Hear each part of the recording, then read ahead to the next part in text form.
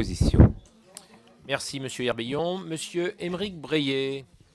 Oui, mes chers collègues, Monsieur le Président, moi je suis très très heureux de cet amendement des Républicains et plus encore de la légère modification proposée par le rapporteur. J'attire néanmoins notre attention, même si ça me semble impossible à réaliser immédiatement dans la commission, mais je pense que si nous devions adopter cet amendement, ce que je souhaite, il ne serait pas inutile d'y revenir dans le cadre de la séance. Il y a quand même deux sujets qui, me semble-t-il, ne sont pas abordés par cet amendement. Et encore une fois, je me fais ci du principe qui est exposé.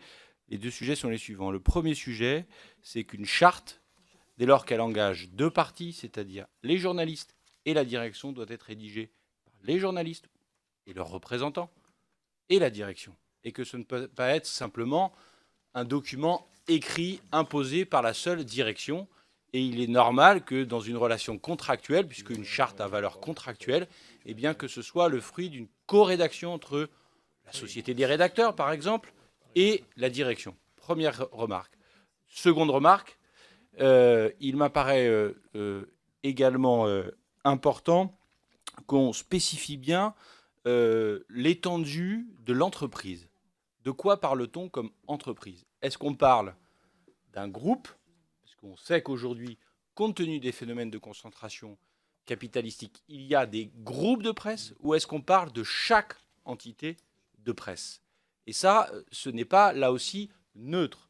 Et moi, il me semble, personnellement, à ce stade de la réflexion, mais je suis prêt à en discuter, qu'il vaudrait mieux que ces chartes, puisqu'elles pourraient exister, et d'ailleurs un certain nombre de groupes, d'ores et déjà, les font exister, et bien que ces chartes s'adressent à l'ensemble d'un groupe de médias, plutôt que la stratégie du saucissonnage, petite entreprise par petite entreprise.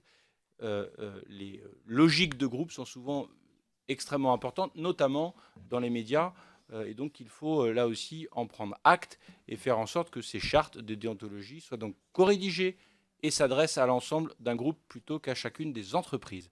Nonobstant ces deux remarques qui appellent un travail supplémentaire, peut-être d'ici la séance, pour ma part, je suis favorable non seulement à l'amendement, mais plus encore à l'amendement tel qu'il est issu du sous-amendement du rapporteur.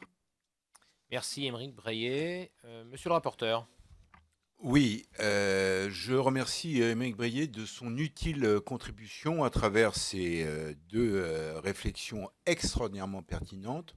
Donc je trouve intéressant, et c'est tout le travail de la commission, un amendement du groupe Les Républicains que je me suis permis de sous-amender pour éviter les répétitions, avec la perspective en séance de le compléter à l'initiative d'Aymeric Breillet et sans doute des membres du groupe socialiste, éventuellement d'autres groupes s'ils le souhaitent. Je pense que nous construisons de manière intelligente et pour une fois sur ce point consensuel la loi. Donc je m'en réjouis et je donne rendez-vous à Aymeric Breillet en séance puisqu'il a une semaine pour pouvoir formaliser par écrit ces excellentes intentions avec le soutien d'ores et déjà actif du rapporteur.